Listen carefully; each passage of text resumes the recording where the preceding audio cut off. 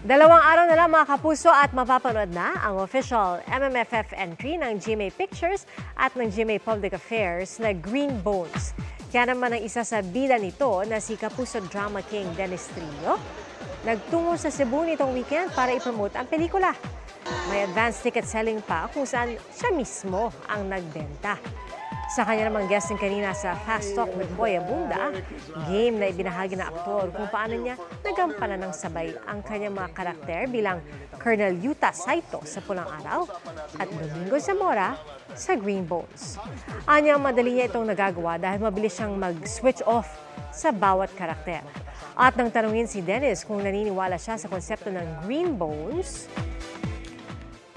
hindi ko pa talaga alam yung konsepto ng Green Bones. Nito ko lang nalaman. Totoo man o hindi, parang magsisilbi siyang reminder na palagi mong piliin na maging mabuting tao.